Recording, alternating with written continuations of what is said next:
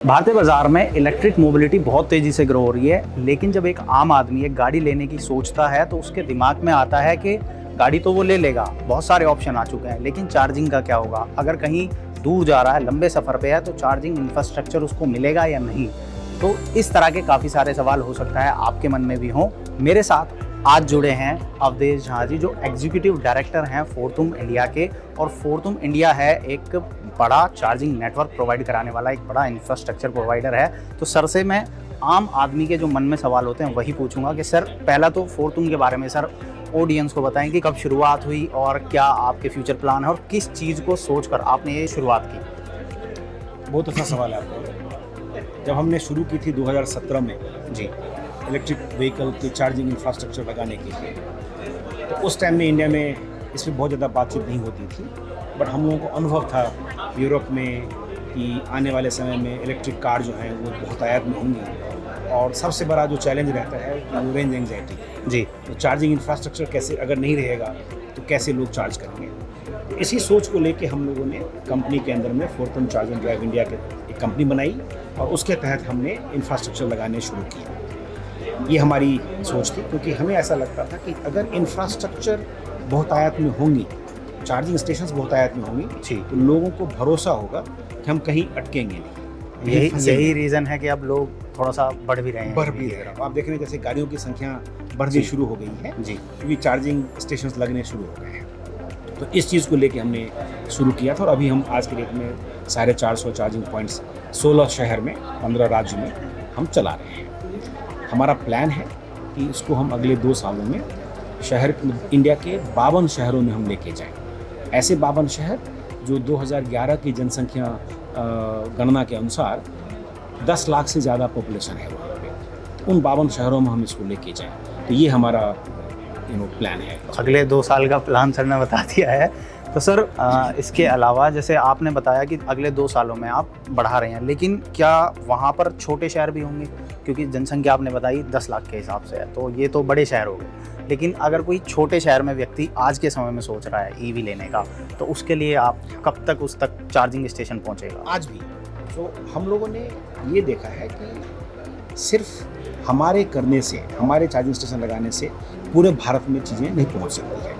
तो हमने क्या किया है कि हमने एक बिजनेस मॉडल बनाया है जिसको हम फ्रेंचाइजी अपॉइंट करते हैं। तो कोई भी आदमी जिसके पास 2 पार्किंग हो या 2 पार्किंग की एक्सेस हो और उसके पास में कुछ मिनिमम अमाउंट हो कमिट हो करने के लिए, तो वो हमारे फ्रेंचाइज बन सकते हैं और वो हमारे बिहाफ पे चार्जर लगा सकते हैं। उस चार्जर को हम लोग हमारे ब्रांड के तहत उसको मैनेज करेंगे। तो उससे क्या होगा कि जो छोटे शहर में भी अगर मान लीजिए गाड़ियाँ आती हैं और लोगों को लगता है कि हम यहाँ पे चार्जिंग होना चाहिए, तो वो आगे आ सकते हैं और उनको हम पूरा सपोर्ट करेंगे चार्जिंग इक्विपमेंट से, टेक्नोलॉजी से, एप्लीकेशन से, सारी चीज़ों से मार्केटिंग उनका हम करेंगे।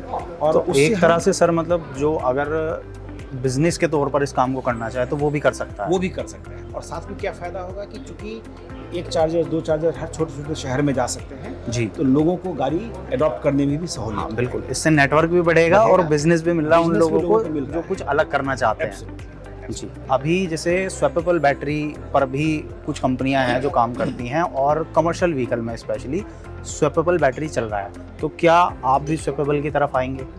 देखिए, तो भारत में अगर हम देखें तो 4 किस्म की गाड़ियाँ हैं। एक तो है 2 व्हीलर्स जी, एक है 3 व्हीलर्स जी, और एक है 4 व्हीलर। 4 व्हीलर में भी कार अलग है, बस एंड ट्रक्स अलग है जी। हम लोगों ने ये देखा है कि कार में हम लोग हैं और बस सेगमेंट में हम लोग हैं जी। हम लोग 2 व्हीलर्स 3 व्हीलर्स में नहीं हैं। तो कार के सेगमेंट में स्वैपेबल बैटरी फिजिबल नहीं लगता है। अगर आप देखेंगे तो पूरे विश्व में battery swapping for the 4 wheeler शायद नहीं हो रहा है, या फिर नॉर्वे में शायद कुछ एक्सपेरिमेंट या चाइना में कुछ हो रहा है। उसकी एक वजह ये भी कह सकते हैं क्योंकि एक तो बैटरी प्लेसमेंट जो उसकी होती है वहाँ से उसको निकालना, और दूसरा की बैटरी का साइज़। तो ये 2 कारण भी हो सकते हैं। टेक्निकल एस्पेक्ट तो डेफिनेटली जो आपने बिल्कुल सही कहा है, क्योंकि बैटरी की जो वेट हो जाएगी बहुत ज़्यादा होगी और बैटरी दूसरा उसकी जो प्लेसमेंट होती है वो बिल्कुल नीचे होती है, तो वहाँ से उसको आपको पूरा सिस्टम जो है रोबोटिक सिस्टम बनाना पड़ेगा। एक तो वो बहुत बड़ा आपने सही बात कही है। उससे भी बड़ी चीज़ जो हम लोग समझते हैं वो ये है कि साइकोलॉजिकल लेवल जी कि आप 10 लाख रुपए की गाड़ी चला रहे हैं और अगर बैटरी स्वैपिंग होगी तो आपको ये पता नहीं कि ये बैटरी कौन कौन सी गाड़ियों में जाके गई है, जी बैटरी क्या कंडीशंस हैं। क्योंकि जब बैटरी आपके जैसे भी मोबाइल में आपकी बैटरी लगी हुई है, आपको पता है कि ये बैटरी तो मेरे मोबाइल के साथ आई है, जी मेरे साथ ही रही है, बिल्कुल कहीं मिसयूज़ हुई नहीं है। लेकिन अगर यहीं से बैटरी हटा दी जाए और नई बैटरी लगाई जाए और वो अगर आपने सर्विस सेंटर वाले से नहीं लगवाया है तो आपको एक मन में दुविधा होगी कि कौन सी बैटरी है, नई बैटरी है। बिल्कुल तो इतनी बड़ी कार में जिसमें 10 लाख रुपये आपने इन्वेस्ट किए हैं और वो बैटरी अगर आपको पता नहीं है कि उसका सोर्स क्या है तो आपके मन में एक दुविधा रहती है और इतनी बड़ी इन्वेस्टमेंट के बाद आप चाहते हैं कि मैं निश्चिंत रहूँ। तो इसलिए हम लोगों को लगता है कि कार मार्केट में बैटरी स्वैपिंग की संभावना बहुत कम है, इसलिए हम लोग को बैटरी स्वैपिंग का भी हम लोग नहीं सोच रहे हैं। जी। इसके बाद सर मेरा ये लास्ट क्वेश्चन होगा कि अभी जैसे लिथियम मिल गया है इंडिया में, तो अब इंफ्रास्ट्रक्चर बढ़ेगा, तो आपके अनुमान से कब तक इंडिया फुली इलेक्ट्रिक हो जाएगा? ये तो खैर बहुत बड़ा सवाल है। अनुमान है सर, अनुमान पे इसमें तो अनुमान लगाना भी अपने आप में अनुमान हो जाएगा। तो फिर भी मतलब जैसे अभी नहीं, सो उसमें हम लोग ना सरकार की जो नीति है ना कि उन्होंने कहा है कि 2030 में हम 30% जो कार मार्केट है उसका एनुअल सेल्स हम देखना चाहेंगे। सिमिलरली बस का वो प्लान करते हैं कि 70% हम बाई 2030 करना चाहेंगे, टू व्हीलर्स को 100% करना चाहेंगे। तो इस तरह से इवॉल्व होगा। ये कहना कि कब 100% हो जाएगा बहुत मुश्किल है ये कहना, क्योंकि बहुत कुछ पे निर्भर करता है ये बात। बाकी सर अभी तक जैसे कि हम फोर्तुम के नाम से जानते थे और आज एक नई पहचान ग्लीडा के नाम से आप शुरुआत कर रहे हैं, तो इसके पीछे की कोई खास बड़ी वजह? जैसे मैंने पहले बताया आपको कि जब आप बड़े होते हैं जी देन आप चाहते हैं कि आपकी अपनी पहचान बने, आइडेंटिटी बने। तो बस वही है कि बचपन में हम जब हम यंग थे बिजनेस में, तो हमें अपने पेरेंट की पहचान की ज़रूरत थी। अब हम मैच्योर हो गए हैं, अब हम अपनी आइडेंटिटी से जाने जा सकते हैं, तो इसीलिए इस आइडेंटिटी की आवश्यकता है। वैसे भी ये जो ब्रांड है ये हम लोग B2C सेगमेंट में ज़्यादा है जी। और B2C सेगमेंट में जैसे अगर मैं एग्जांपल दूँ आपको टूथपेस्ट का, जी तो वो प्रॉक्टर एंड गैम्बल बनाता है या यूनिलीवर बनाता है, उसके नाम से तो नहीं जानते हैं। नहीं आप जानते जानते हैं कि कोलगेट है, कोलगेट जानते हैं पेप्सोडेंट है। जी। तो ऐसे ही ये B2C सेगमेंट में है।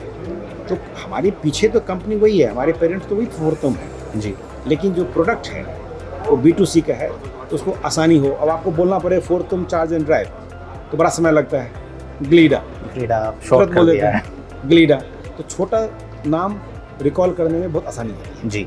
तो ये रीज़न है। तो सर मुबारक हो सर नई Thank you. पहचान के लिए और धन्यवाद सर हमें Thank you. समय देने के लिए। Thank you.